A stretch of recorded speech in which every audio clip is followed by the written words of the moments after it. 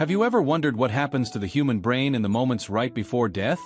A medical study published in 2002 provided an intriguing answer. The study, featured in Aging Neuroscience, revealed that brainwave patterns 30 seconds before the heart stops beating were strikingly similar to those observed when individuals engage in high-intensity cognitive tasks, such as focusing, memory recall, or even dreaming. In simpler terms, this means that in the final moments of life, the brain might be recalling one's entire life. This isn't a new concept. In fact, back in 1963, a journal called Guy Post reported a peculiar case of a young man who experienced a life-changing event after being declared dead by a military doctor. 9 minutes after the declaration, just before the body was moved to the morgue, something extraordinary happened. This event not only changed the young man's life but also impacted many others. So, what exactly transpired during those 9 minutes? Let's dive into this incredible story. The incident took place in December 1943, during World War II, when the Allied forces were gearing up for a counteroffensive against Nazi Germany. Among the troops was a 20-year-old Army private named George Ritchie, who had just completed basic training at the huge Berkeley camp in Texas. Ritchie, an aspiring military doctor, was among 250,000 new recruits, and all he needed was to get through his final week of training before he could earn his ticket to Virginia Medical School. However, fate had other plans for him. During his final week of training, Ritchie suddenly developed a high fever. The camp's medical team rushed him to a nearby military hospital, where an X-ray revealed something concerning. Ritchie passed out on the table, and when he woke up, he found himself in an unfamiliar room. On a bed nearby lay a young man whose identity was unclear, but Ritchie couldn't focus on him. His only thought was to return to the camp and finish his training. As he tried to leave, he encountered a military doctor who seemed to ignore his presence entirely. The doctor rushed past him without a word, which left Ritchie confused but determined to escape. He dashed out of the room and into the night, only to notice something strange. He was running faster than he had ever run before, almost as if he were flying. He ran across rivers, forests, and towns at an incredible speed, all while thinking he might actually be able to reach Virginia in no time. However, something even stranger happened. As Ritchie continued running, he suddenly found himself standing in mid-air, hovering above the ground, with no idea how he had gotten there. At first, he thought it was some kind of illusion, but before he could process it, he realized he was outside a bar in a large city. He asked a man for directions, but the man seemed to completely ignore him. Ritchie reached out to tap the man on the shoulder, but his hand passed straight through him. It was then that Ritchie began to grasp the horrifying truth. He had left his body and was now in the spirit world. Ritchie's panic intensified when he realized that the body lying in the hospital bed, covered by a white sheet, was his own. He tried to move back to his body but found that he couldn't.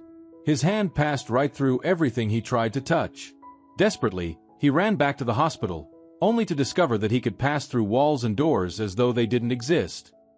He wandered the hospital aimlessly until, finally, he found his own lifeless body, confirmed by the military honors ring on his hand. Confused, scared, and in disbelief, Ritchie sat in a corner of the room, unsure of what to do next. It was at this moment that the environment around him began to change. The room filled with a bright, almost blinding light, and from it, a figure emerged. It was a man, radiating love and compassion, who spoke to Ritchie telepathically. Ritchie sensed that this being was not just any spirit, it was a higher presence, perhaps a messenger from God or the universe itself. Through this figure, Ritchie experienced a life review. His life, from childhood to his military service, was played out before him like a movie, showing both the good and bad decisions he had made. When asked what he had accomplished in his life, Ritchie proudly mentioned his academic success and his achievements as a Boy Scout. But then, as he reflected deeper, he felt a sense of shame for not having used his life to help others. The figure's question wasn't about his accomplishments, but about the kindness and love he had shared with others during his lifetime. Suddenly, everything changed. Ritchie found himself standing in what seemed to be a bustling city, filled with people who radiated light. He realized these were the souls of the deceased, each wearing a glow that indicated their moral alignment.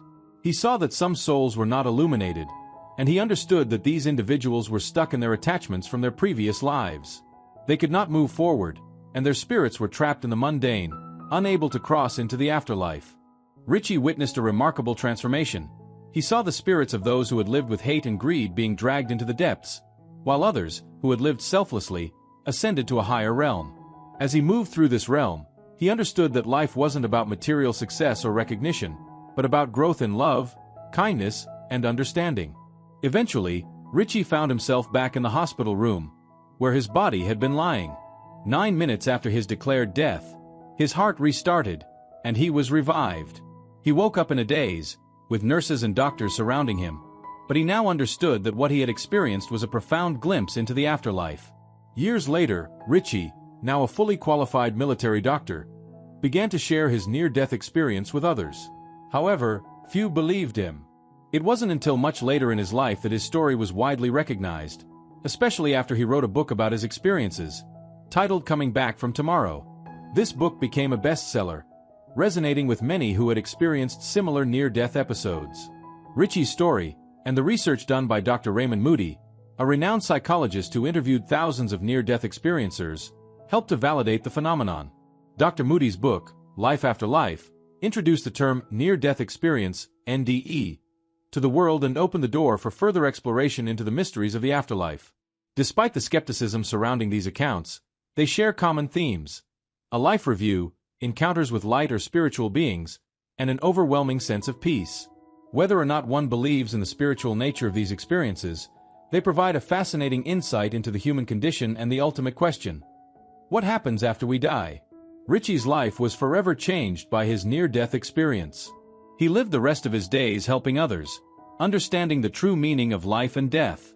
He passed away in 2007 at the age of 84, having lived a full life and leaving behind a legacy that continues to inspire many today. In the end, Richie's experience may hold a deeper truth. Perhaps death is not an end, but a transition. And what we do with our lives, how we treat others, and how we grow spiritually may be the most important things to consider as we approach our final moments. As we reflect on his story, it begs the question: do we, as individuals, understand the true meaning of our existence? Have we embraced the potential for spiritual growth and selflessness? And perhaps, do we know what it means to truly live?